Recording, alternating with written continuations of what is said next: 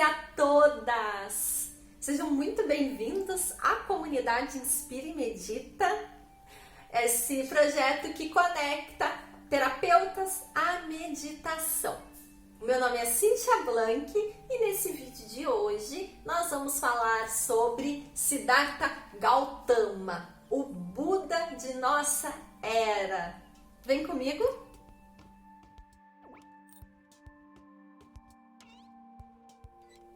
Primeiramente, é super importante a gente lembrar que, por Buda, Siddhartha Shakyamuni ser um ser que nasceu há mais de 2.500 anos, existem muitas versões sobre a vida de Buda, muitas histórias, mitos, lendas. Então, talvez algumas das coisas que eu passar aqui tu já tem ouvido de alguma forma diferente, ou se tu for pesquisar, vai encontrar algumas variações da história. Eu procurei trazer nesse vídeo os dados mais difundidos, as informações mais difundidas, principalmente por estudiosos do budismo, praticantes do budismo, combinado também com descobertas históricas, descobertas arqueológicas sobre a vida, sobre informações acerca do local e da vida de Buda naquele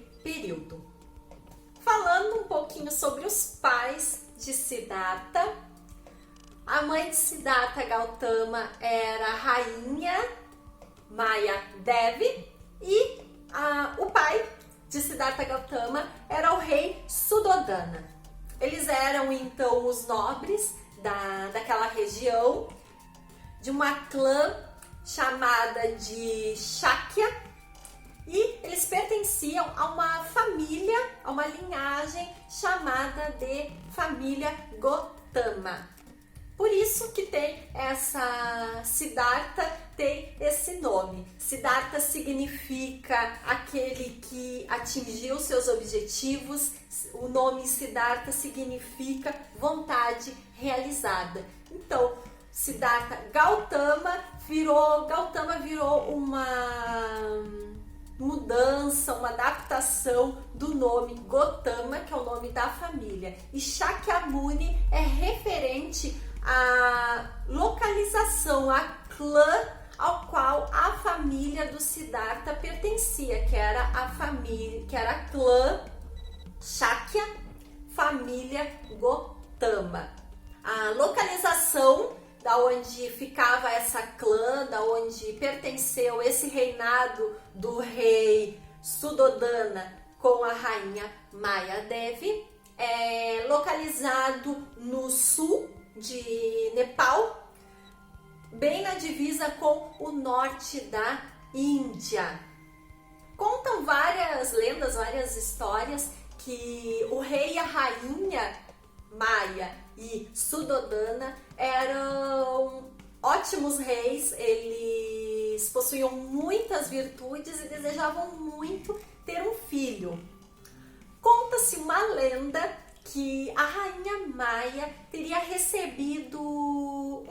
tido um sonho premonitório sobre a vinda, sobre o nascimento, a gestação de Siddhartha. Eles desejavam muito ter um filho e ela teria sonhado com um elefante branco carregando em sua tromba muitas flores de lótus, e que esse elefante no sonho teria entrado na barriga de Maya. Nesse momento ela se acorda e intui que ela já está grávida.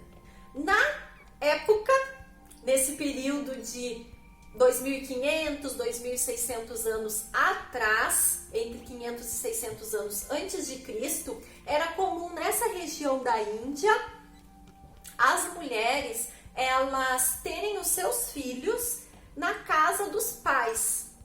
Então, quando Maya já estava próximo de dar à luz a Siddhartha Gautama, ela então começou a sua viagem de volta para a família dos pais. Então era super comum nesse período as mulheres, os filhos nascerem na casa dos pais da esposa, da mãe, né? Então, Maia começou então esse trajeto a caminho da casa dos pais. No caminho, antes de chegar na casa dos pais, próximo a uma floresta, um bosque em Lubini, Maia então teve o desejo de fazer uma pequena pausa, de parar um pouco e passear no bosque.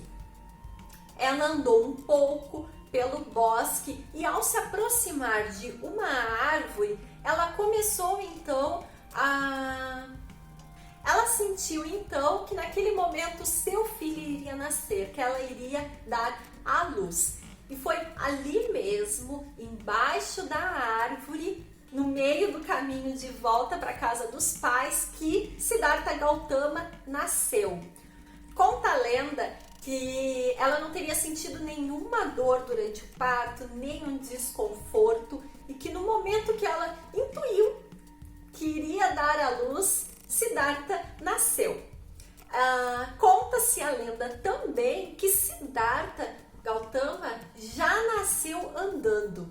Então, logo após ela ter dado à luz, o bebê teria ficado de pé e dado 7 passos em direção a cada ponto cardial. Contudo, infelizmente, 7 dias depois do nascimento de Siddhartha, a mãe, Maya Devi, veio a falecer. Então, aos 7 dias de nascimento, Siddhartha Gautama ficou órfão de mãe. E desde então, quem começou a cuidar do bebê Siddhartha foi a irmã mais nova da mãe dele, que foi para o reinado, foi para o castelo e começou a cuidar então do bebê Siddhartha. Com todas essas informações que começaram a surgir sobre o nascimento de Siddhartha, não só pelo fato dele ser filho do rei, dele ser o príncipe daquele povoado, daquela clã, ele também começou a se espalhar a forma como ele tinha nascido e todos esses detalhes atípicos acerca do nascimento dele. Então, criou-se uma expectativa, criou-se muita informação, muita curiosidade acerca de Siddhartha Gautama. Foi então que um sábio da região, sabendo de todas essas informações, foi até o palácio do rei para dar as boas-vindas, levar presentes para o jovem príncipe, para o bebê príncipe. Chegando lá, o sábio então, ao olhar o bebê, ao ver o corpo do bebê, teria encontrado 32 marcas que seriam indícios de que aquele príncipe, aquele bebê, ele seria um grande personagem, seria um grande líder e que ficaria conhecido por muito tempo, por muitos anos, seria um personagem grandioso na história. O sábio também disse que existiam 2 possibilidades desse príncipe se tornar grandioso.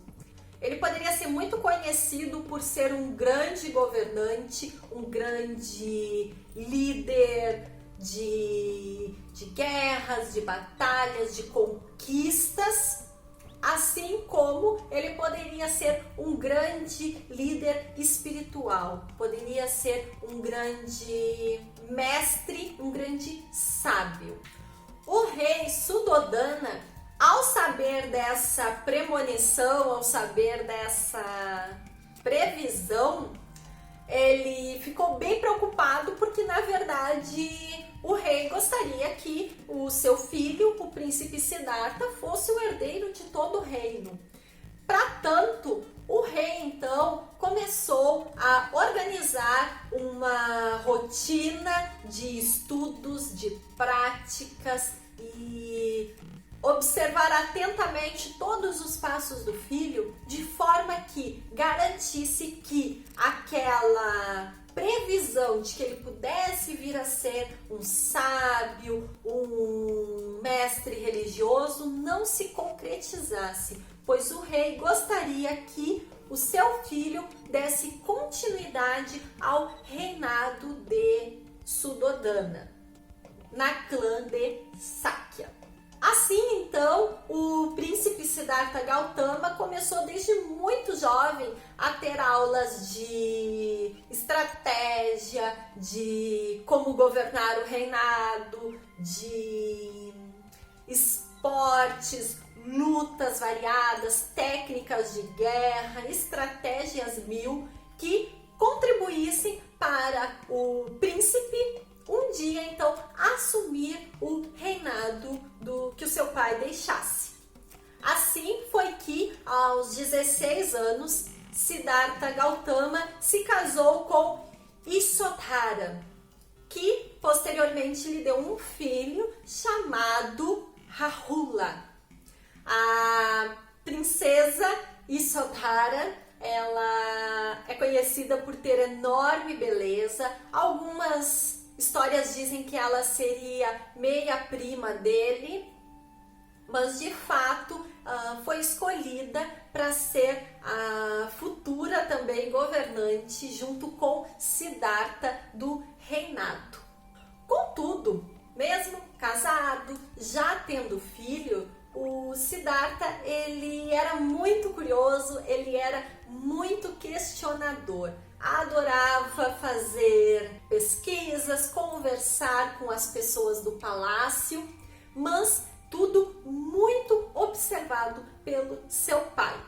O pai de Siddhartha Gautama, ele também proibia que qualquer pessoa que tivesse contato com o filho falasse sobre qualquer coisa que pudesse parecer feio, desagradável ou triste.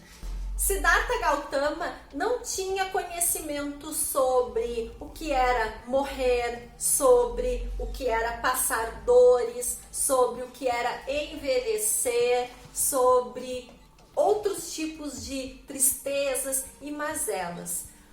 Siddhartha Gautama nunca havia saído do seu castelo, do seu palácio, até os 27 anos de idade. Então, Siddhartha não conhecia as partes mais pobres do seu reinado, não tinha acesso a pessoas doentes, não tinha acesso a nada que não fosse belo, suntuoso, cheio de riquezas. E o rei, ele procurava evitar todos esses tipos de contato, principalmente por sentir que muito provavelmente o seu filho se compadeceria e então poderia alterar os planos do rei Suddhodana. E de fato foi o que acabou acontecendo.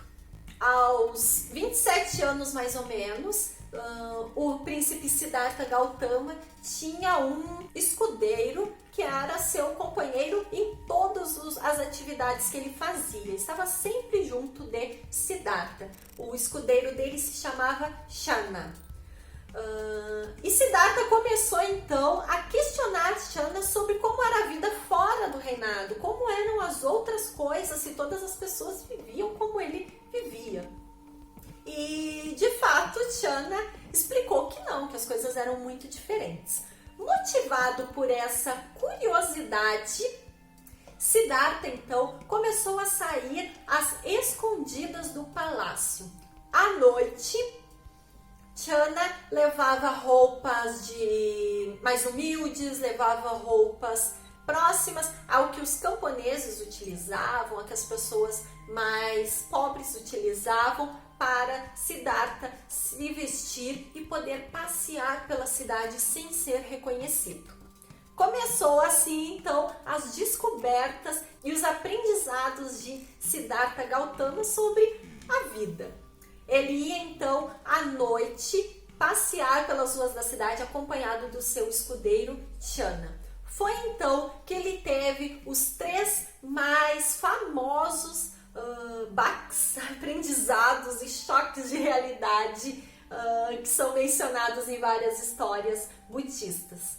Saindo pelas ruas pobres e mais humildes do reinado, Siddhartha se deparou com uma pessoa muito magra, visivelmente sofrendo, com várias feridas pelo corpo, mal conseguia falar, gemendo, em um completo estado de sofrimento.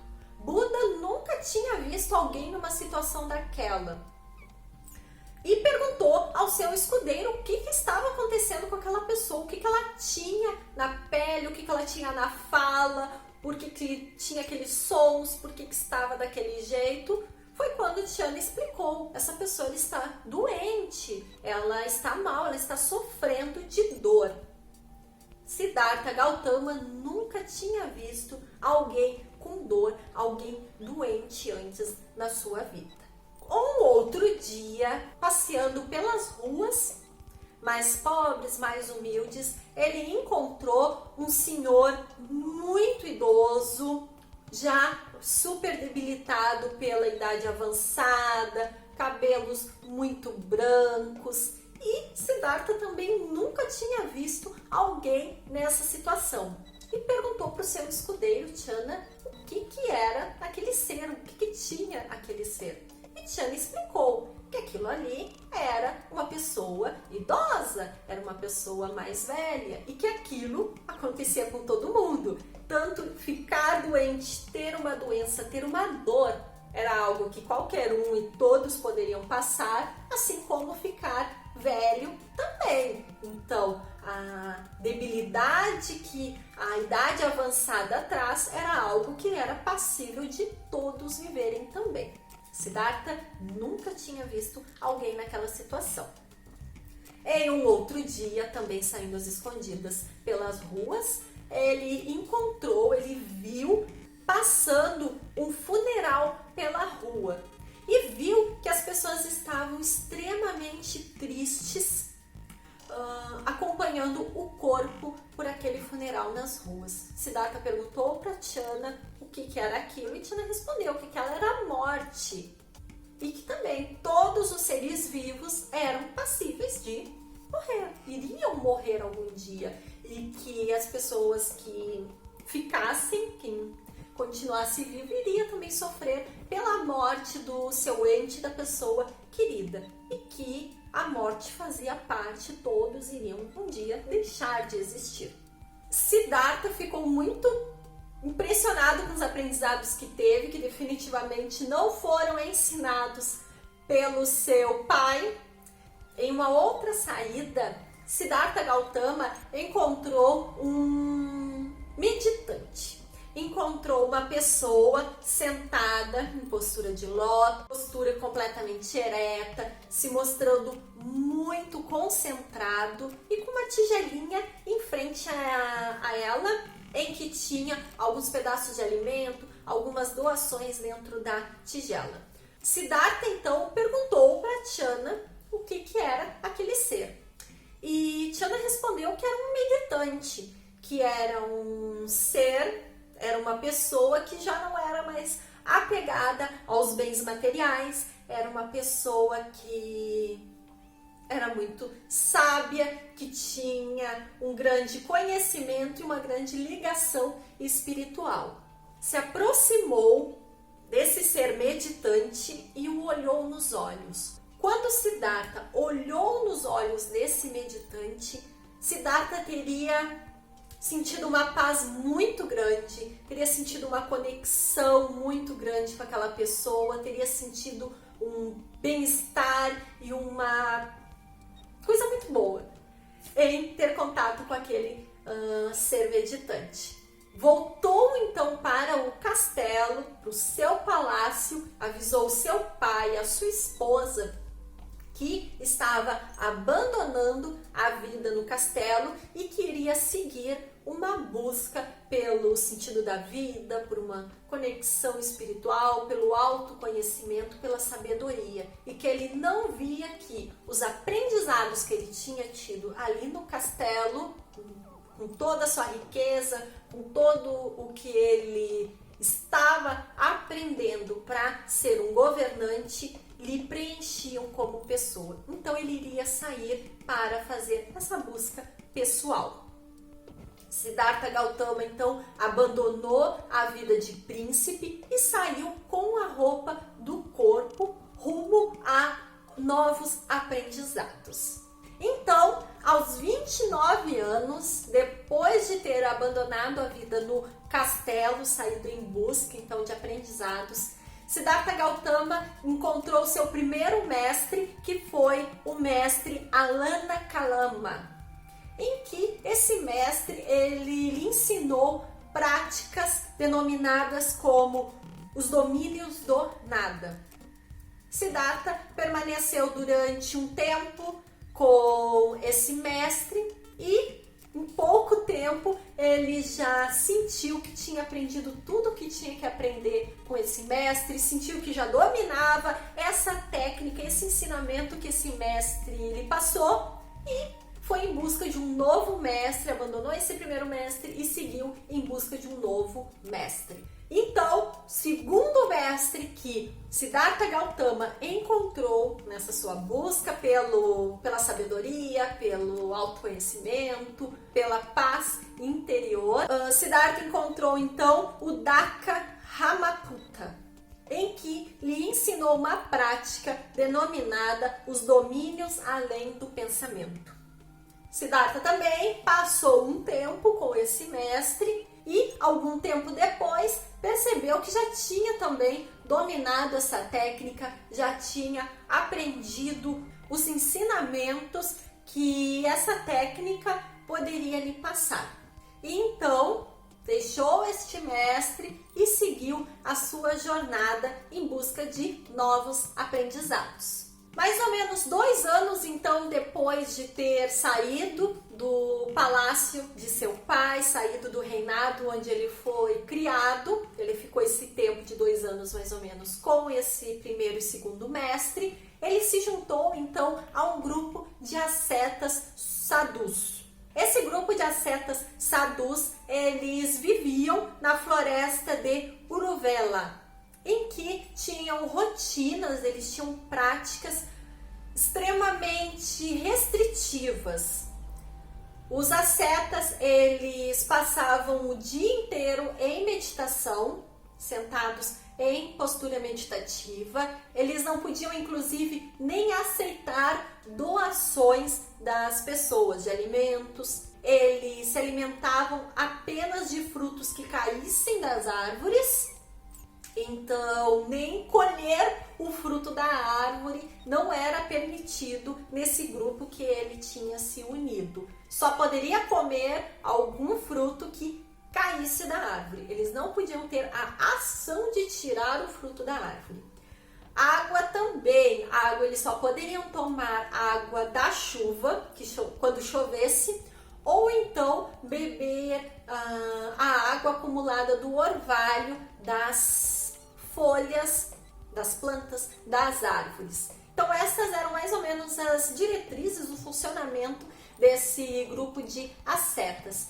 Essas regras eram tão restritivas, eram tão rígidas, porque se considerava que quanto mais conforto, quanto mais fácil, quanto mais permissivo fosse a rotina, fossem as práticas, fossem a vida das pessoas, mais distantes elas estariam de uma conexão com o espiritual, de uma sabedoria maior. Então, que o conforto, a riqueza, o bem-estar, elas estavam completamente desconectadas de qualquer prática espiritual. Então, como uma forma de transcender a mente, transcender o espiritual, era restringir ao máximo possível os prazeres do corpo físico. E foi com esse grupo de ascetas sadhus que Siddhartha ficou durante mais ou menos 7 anos. Eles se localizavam então nessa floresta e eram andarilhos.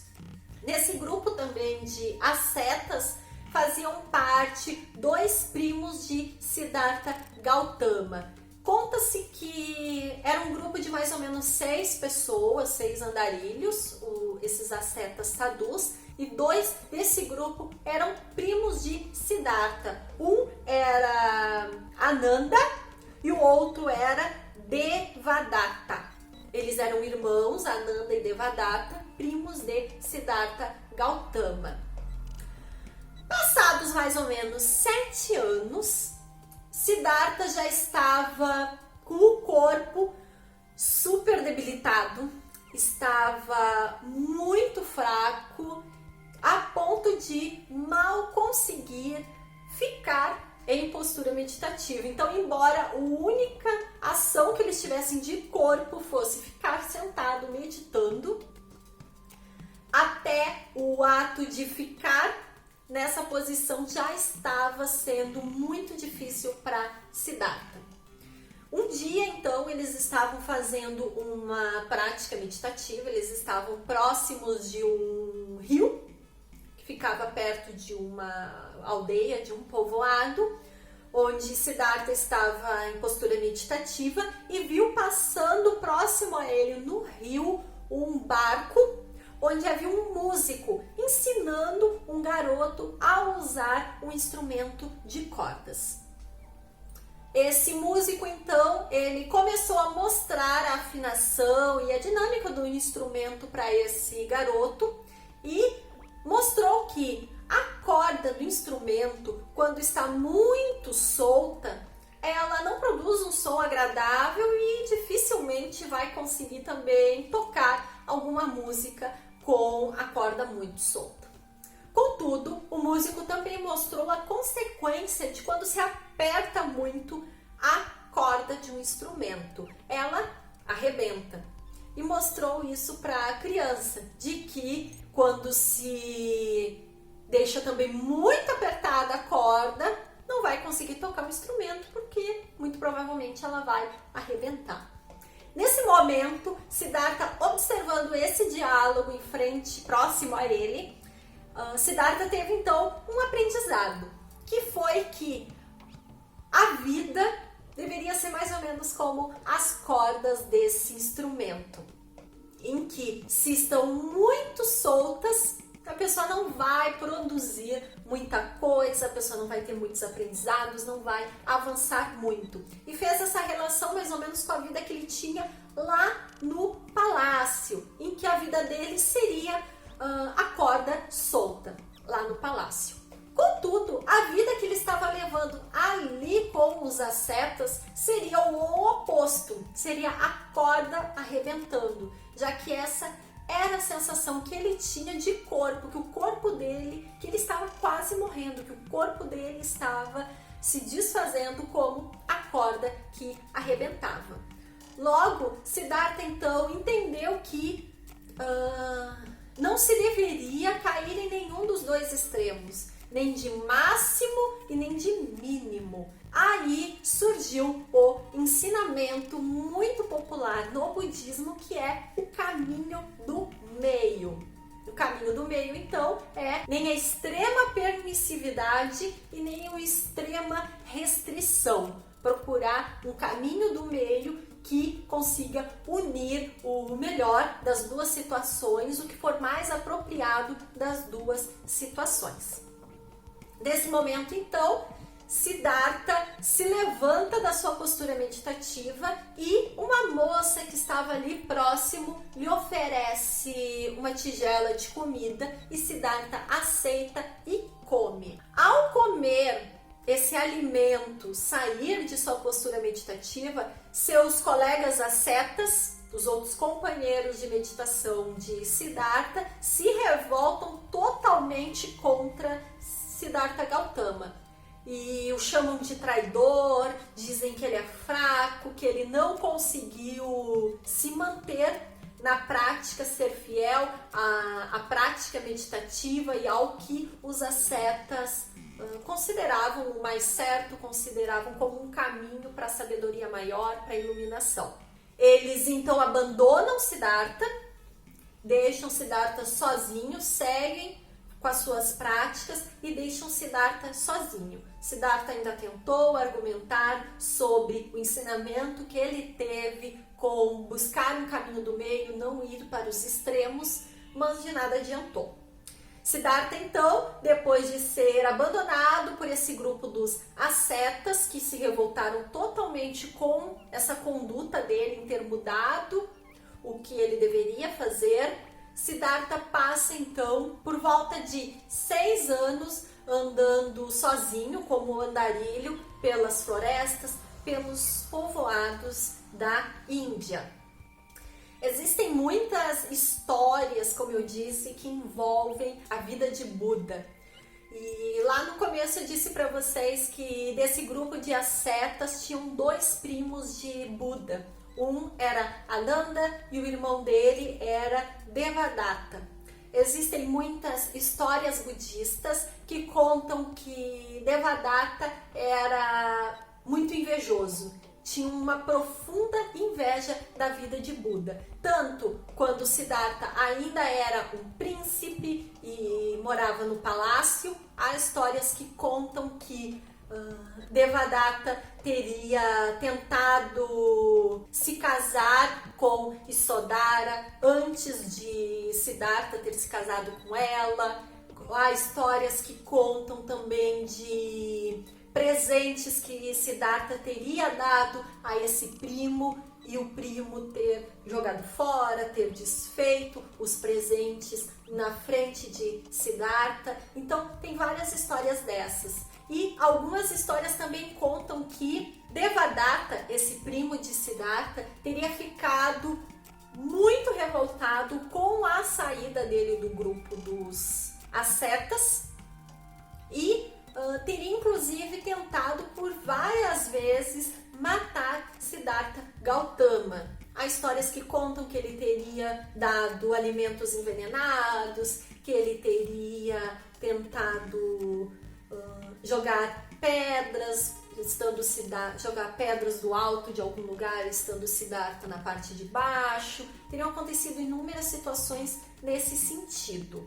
E que o comportamento de Siddhartha com esse primo sempre foi de não guardar rancor, não se vingar, não buscar nenhum tipo de retaliação ou vingança. Passados esses 6 anos, então, Buda muito objetivado a encontrar verdades maiores, a encontrar uma sabedoria maior, ele decidiu se sentar em meditação embaixo de uma árvore e só sair de lá quando conseguisse realmente se iluminar, ter uma sabedoria maior, ter um entendimento das coisas da vida maior. Foi então que Siddhartha Gautama se sentou abaixo da árvore Bodhi e ali ficou por 7 semanas, 49 dias. Durante esses 49 dias, conta a história que Siddhartha teria visto em sua frente, teria visualizado todos os seus maiores medos e os seus maiores prazeres. Algumas linhagens budistas dizem que Siddhartha teria visto na sua frente, realmente materializado de forma física, várias imagens. Outras linhagens dizem que não, que ele visualizou, ele viu em sua mente essas imagens. E as imagens que Siddhartha viu, seja na forma física, seja visualizando através da imaginação, ele viu banquetes com comidas muito saborosas, bebidas deliciosas. Durante esses 49 dias ele também teria visto animais ferozes a ponto de o atacar, teria visto mulheres muito belas, festas, teria sentido muito frio, teria sentido muito calor. Então ele teria visualizado inúmeras situações como forma de provação. E quem fez essas provações foi Mara, o chamado demônio Mara, que mostrou para Siddhartha, através dessas tentações, diferentes formas que ele pudesse sair do seu estado meditativo, que ele desistisse de alcançar a iluminação, que ele desistisse de encontrar verdades maiores. Então Mara, o demônio Mara, tentou Siddhartha de inúmeras formas, através do medo, através do prazer, através da resistência física ao frio, à fome, e Siddhartha se manteve imóvel em meditação. Ao final dos 49 dias, Mara surge e, como uma catada final, surge e como uma tentativa última de tirar Siddhartha da sua postura meditativa, de fazer com que ele abandonasse o seu desejo de iluminação, o seu desejo de espiritualização, de autoconhecimento.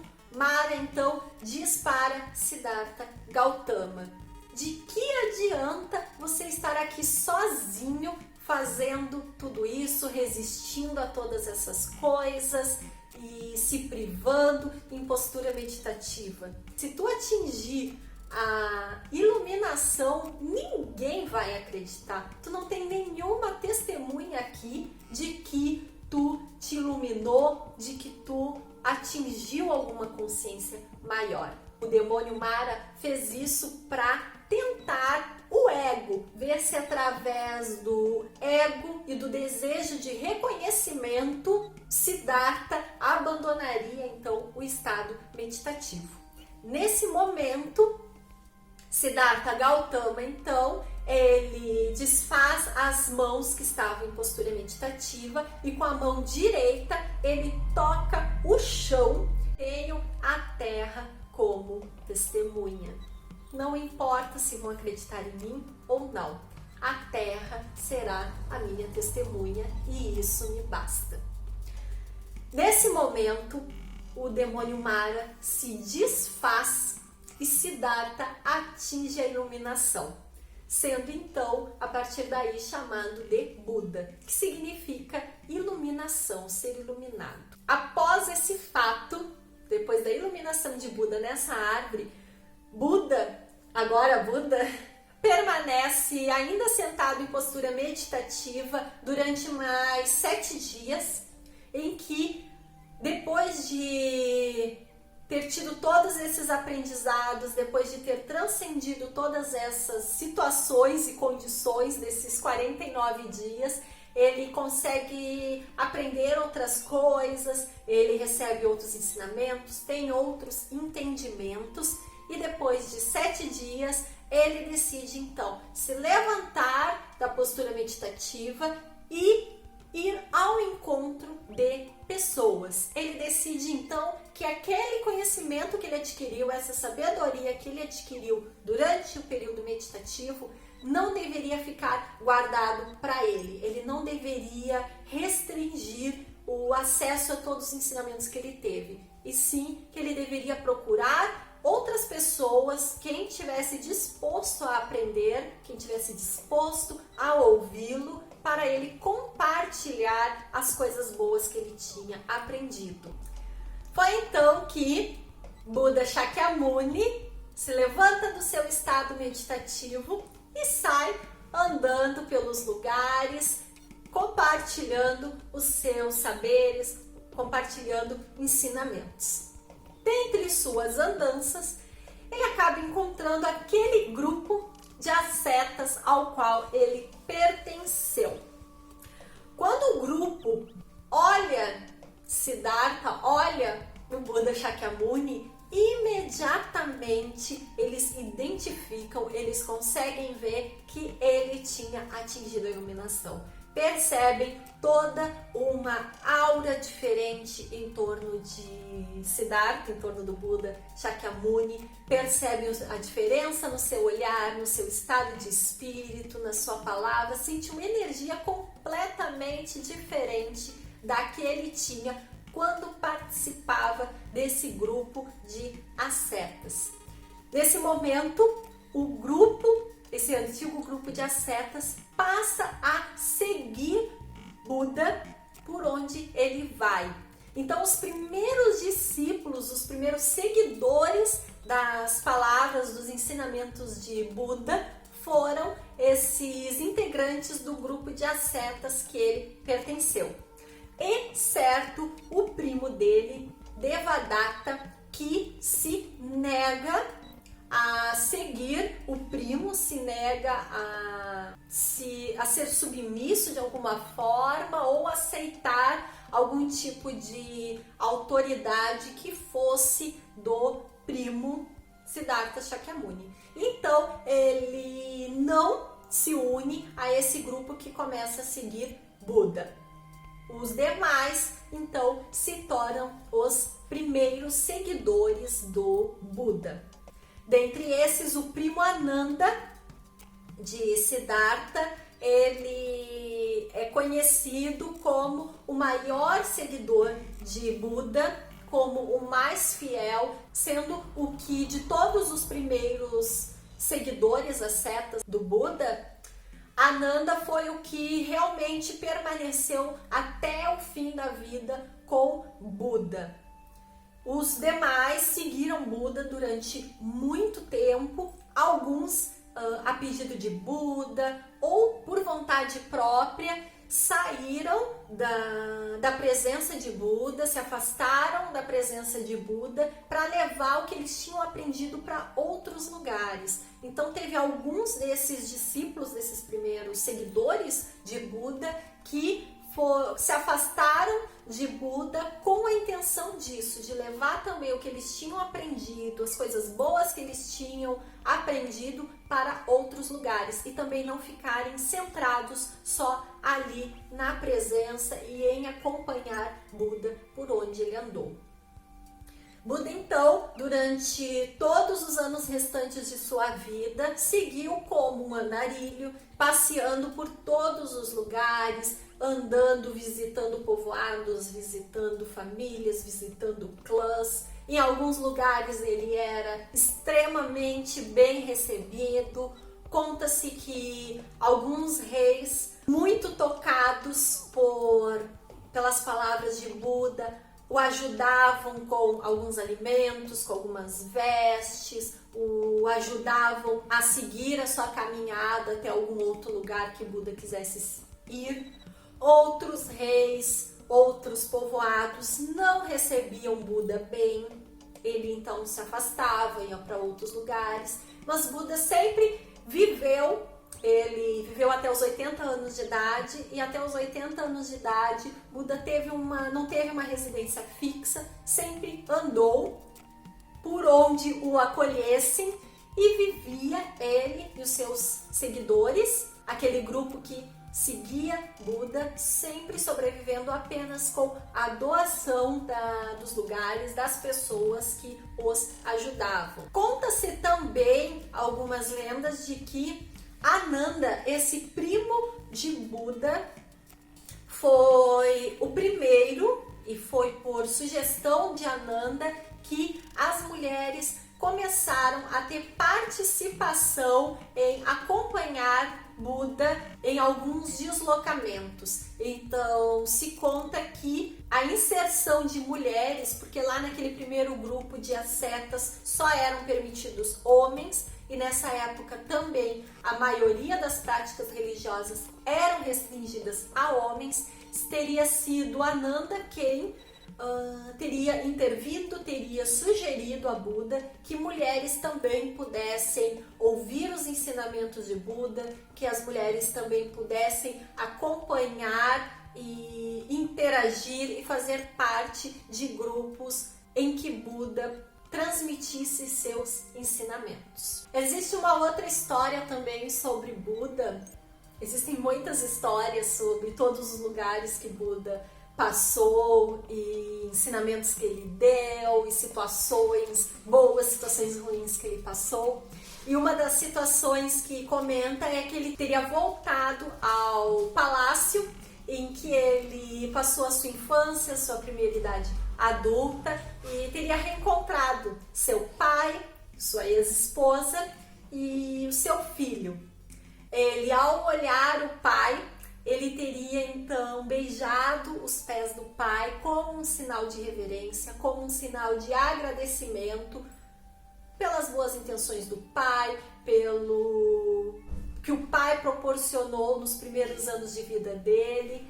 E então ele beijou os pés do pai como uma forma de reconhecimento da autoridade do pai, dos ensinamentos do pai.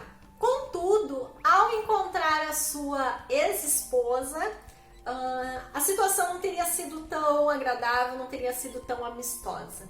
A Yasodhara, sua antiga esposa, ela teria exigido de Siddhartha, o Buda Shakyamuni, que ele permitisse que a herança que seria dele fosse transmitida para o filho, e fez com que o filho exigisse isso do seu pai. Nesse momento, então, Buda entrega ao seu filho, já adulto, Rahula, vestes como as que ele usava, como andarilho, e entrega também a Rahula uma tigela, que era a tigela que ele utilizava para pedir as contribuições, para pedir alimentos, para pedir doações. Nesse momento, então, o filho de Siddhartha, Rahula, entende que a maior herança que Siddhartha poderia dar para o seu filho não eram os bens materiais do palácio, não eram as riquezas como príncipe, não eram as riquezas como herdeiro de bens materiais, mas sim a maior herança que Buda poderia dar para o seu filho era os ensinamentos, era tudo que ele aprendeu com aquele estilo de vida que ele adotou através do autoconhecimento, através da conexão espiritual e tudo que ele aprendeu através das práticas meditativas que ele teve nesse período que ficou longe do castelo. O filho então de Buda, Rahula, ficou extremamente tocado pela situação, entendeu plenamente a mensagem que o seu pai estava lhe transmitindo e se juntou, se uniu como um seguidor também de Buda. Então, o filho de Buda, Rahula, teria sido também um seguidor do seu pai, Siddhartha Shakyamuni, o Buda Shakyamuni. Buda, então, depois de ser andarilho durante toda a sua vida, ter passado por vários lugares, ter conhecido pessoas de várias castas, condições financeiras, origens, aos 80 anos, Buda veio a falecer. A maioria dos indícios conta que Buda teria falecido através de uma intoxicação com alimentos. Algumas pessoas dizem que ele teria tido durante toda a sua vida alguns problemas também de ordem digestiva e que ele teria essa parte do organismo, vamos dizer assim, essa parte do corpo mais debilitada. O que mais uma vez mostra e nos traz essa reflexão de, mesmo com todas essas conquistas, todas esses aprendizados que ele deixou pra gente, toda essa vida que ele levou cheia de luz, ele ainda assim era um ser de carne e osso que sofria e passava por situações que todos passam também. Esse é um dos destaques que o budismo gosta muito de trazer sobre Siddhartha, que Siddhartha, ele teria sido, apesar de várias lendas, várias histórias acerca dele, ele era essencialmente um ser humano que passou por várias situações comuns a todos os seres humanos e que ainda assim atingiu a iluminação. E aos 80 anos, então, Buda morre através de problemas estomacais. Ele já avisa os seus seguidores, avisa os seus discípulos que o acompanhava, que eles previa, ele estava sentindo que iria então falecer. Um dos seus seguidores então pergunta como que poderiam encontrá-lo depois de sua morte, já que na Índia existe a crença da reencarnação e que inclusive seres de muita iluminação, guias espirituais, eles poderiam inclusive adiantar aonde eles reencarnariam, como, em que condição, local, algumas informações que permitissem que os seus seguidores pudessem o encontrar nesse novo corpo. Buda então responde que ele não iria voltar a encarnar, ele não voltaria mais ao planeta Terra, não voltaria mais ao corpo físico na Terra e que, respondendo à pergunta do seu seguidor, como faria para o encontrar novamente, Buda então responde que a forma para ele se encontrarem novamente seria esse seguidor também atingindo a iluminação, se libertando de todos esses condicionamentos do mundo físico e ascendendo e se iluminando para juntos eles se encontrarem em um outro local. Anos após a morte de Buda, e isso é super importante também lembrar que Buda não era budista, ele não fundou nenhuma igreja, ele não fundou nenhum templo, ele não estabeleceu nenhuma diretriz de culto, nem para ele, nem para os seus ensinamentos, nem nada. Ele apenas andava pelos lugares, falando as coisas que ele sentia, as coisas que ele aprendia, compartilhando ensinamentos, ajudando as pessoas a diminuírem os seus sofrimentos, diminuírem as suas dúvidas. Mas ele não fundou nenhum tipo de estrutura de religião, de igreja, de crença, de nada. As pessoas que começaram a seguir ele, o seguiram apenas para o acompanhar e, através desse contato mais próximo, poder aprender também. Então viam, na verdade, em Buda, em Siddhartha Shakyamuni, um professor, viam um mestre no sentido de alguém que poderia os ensinar algo. Anos após a morte de Buda, de Siddhartha Shakyamuni, foi criado então um concílio em que se reuniram vários dos seguidores de pessoas que acompanharam Buda enquanto ele estava vivo ainda. E esse concílio tinha como objetivo fazer com que as palavras, os ensinamentos de Buda não se perdessem. Então, esse primeiro concílio teve como objetivo reunir os principais aprendizados que Buda deixou.